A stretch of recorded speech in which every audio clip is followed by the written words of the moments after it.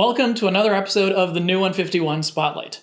Here's a quick intro for those who have never heard of this project. The New 151 was a project that I ran with my friends Infinipede and Banana Meteor to redesign every Kanto Pokémon. We tried to refresh their designs to better match modern Pokémon design trends and to change anything we didn't like about the originals. We started in 2016 and finished in 2022. All of our designs are posted on our Tumblr page at new151.tumblr.com. In this video series, we look back on our designs to discuss our process and how we feel about the results in hindsight. Generally, in these videos, we cover Pokemon in Pokedex order, but today we're shuffling them a little bit. We'll be talking about Snorlax, which I was the lead designer for, and the Dratini family, a design that Banana Meteor took on. Our conversation is right after this.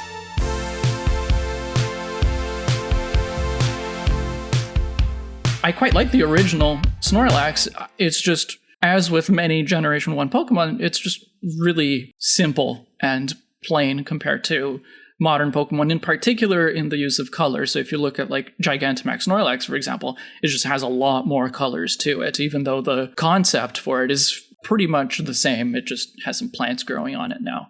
The original Snorlax, it's got kind of like some bear features and things like that, but we've known from like interviews and such that a big portion of the inspiration was Koji Nishino, who works at Game Freak. Obviously, I don't know Koji Nishino, so I cannot design a Pokemon inspired by him. So I decided to take inspiration from another colleague, so to speak, and Birdkeeper Toby was the one who came to mind for a number of reasons. Toby is a fan of Snorlax. On his channel, he has essentially a villainous team that's called Team Snooze, that is just about sleeping. And Toby is himself known to sleep basically everywhere. There is an Instagram that's photos of him sleeping at conventions. So it just seemed really fitting. So there are a few things that I brought into that. The kind of wild hair is from Toby. I changed the body proportions a little bit and gave it a little pouch to give it kind of the look of a onesie, both because that's like thematically about sleeping, but it's also a reference to Team Snooze. I think the design looks good. And this is coming from someone who has no idea who Toby is. I'm glad that I was a little worried when you said you were going to base it on somebody who I feel like a lot of people who aren't, super into the PokeTuber community don't know. But I think it worked out. Yeah, I agree with Ness. As someone who also has no relation to Birdkeeper Toby, it's still a successful design on its own. And also, the beans. Love the beans. Beans are inspired. They're great.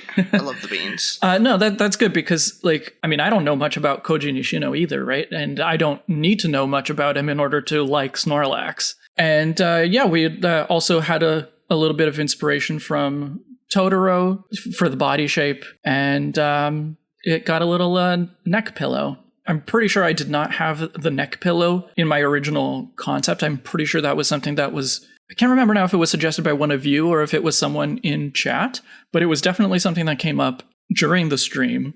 It helps to kind of give it the right pose so that the head is lifted up and visible.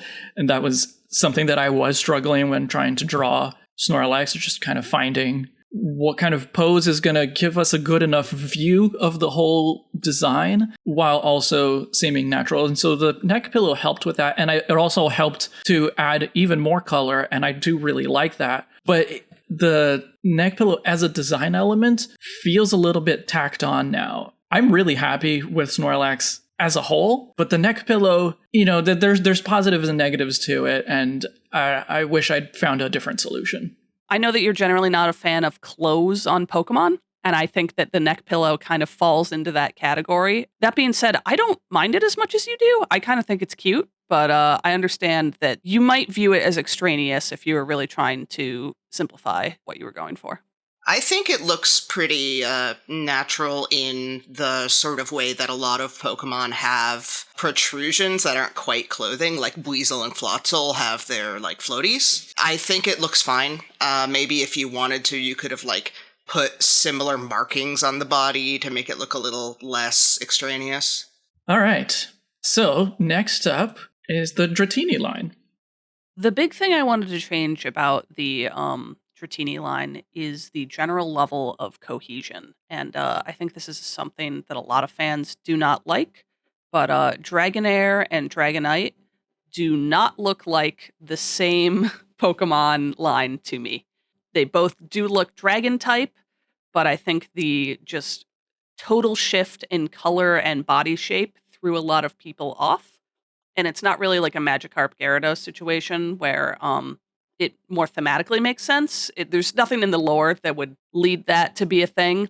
So why not switch it up a bit? I've seen other people try to take the limbs off Dragonite before, and I tried to go in the other direction and bring some limbs to Dratini and Dragonair. Why did you choose that direction? Was it just to try something different that other people haven't tried before, or was there a specific reason? I think it was mostly to see how it would look, because I hadn't seen it done before, and I wanted to see if I could do it successfully. And I think the answer is kind of, but maybe it's just because I'm so used to the original designs, but they do look a little awkward to me. I did try to keep a little bit of the serpentine form in to tie back to what people are familiar with, but at the same time, I think these Pokemon are so ingrained in my brain that seeing them with limbs does look a little off. I think the big changes we made from my sketch to your final is the wings and ears. I don't really mind. Oh, we also made the belly the same color as the mane, which I'm also okay with. So we sort of just simplified the whole thing. Looking at the changes now, side by side with mine, I am not upset. Yeah, I think all the changes that we made are just kind of making it a little bit more consistent with the other two. So like the belly and the neck fluff are now all the same color and kind of integrated. Yeah. The wings and ears mimic the shape of Dratini's ears, and the eyes are the same kind of black, beady eyes. Obviously, I don't want to be mean to your art because you're lovely and this is your project. I think I'm more into the proportions on mine, but I like the changes that we made stylistically to the finals. I like them. I don't think I like them as much as the originals, but I think it was a fun direction to go in, and I enjoyed exploring it.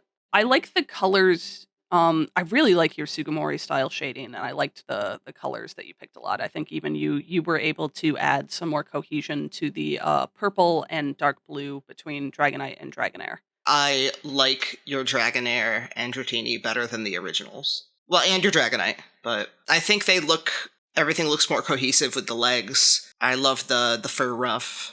Yeah, it's definitely a little weird seeing Dratini and Dragonair with limbs, but I think Dragonair especially, like, the design works really well. Yeah, and I think I also had to redeem myself a little because I removed limbs from Lickitung, and I know that didn't make people happy, so had to go in a different direction for this one. That's all for today. Short episode, I know, but we wanted to save all of the legendary Pokemon for the last episode of this series, which will be out next month. In the meantime, leave a comment and let us know what you think of Snorlax, Dratini, Dragonair, and Dragonite. Thank you for watching, and I'll see you in the last chapter.